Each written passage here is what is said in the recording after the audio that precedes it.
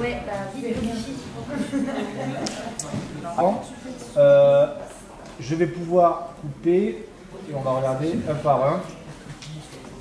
Alors, carte mentale, on n'a pas eu. Je suis donc à Ludovia cette année pour parler d'une solution de gestion de classe qui s'appelle Room Dialogue, qui est donc produit par l'entreprise Hydruide.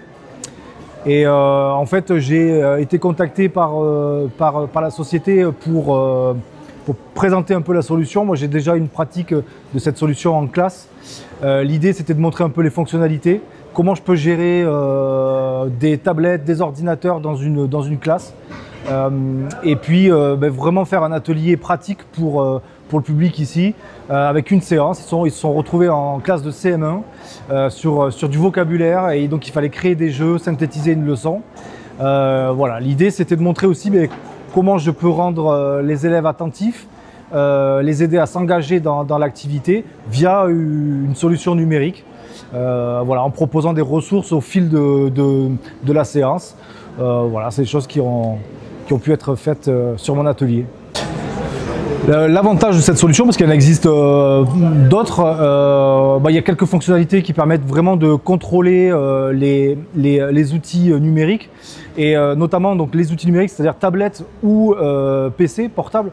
Donc, ce qui est assez pratique parce que souvent les enseignants dans les établissements n'ont pas forcément que des tablettes. Il y a souvent soit les deux ou alors que des PC. Donc là, c'est vraiment possible avec cette solution-là. Et donc, il y a des fonctionnalités qui permettent de partager l'écran, de couper l'accès à Internet, couper l'accès à la vidéo, par exemple. Donc, c'est des choses qui sont assez pratiques. En fait, à partir de cette solution-là, le prof va pouvoir envoyer des ressources, alors soit à tous les élèves, soit à quelques élèves répartis par groupe, etc., ou en individuel. Il va pouvoir envoyer donc des ressources au format texte, PDF, des liens Internet. Donc en fait, ça ne va pas changer forcément sa pratique en classe, puisqu'il va pouvoir envoyer n'importe quelle ressource, et notamment aussi des applications. Qui pourra choisir des applications numériques éducatives. Ça peut aller jusqu'à à peu près une classe entière, donc 30 tablettes par exemple, 30 outils numériques qui peuvent être retransmis. C'est assez pratique aussi pour pouvoir restituer le travail en groupe.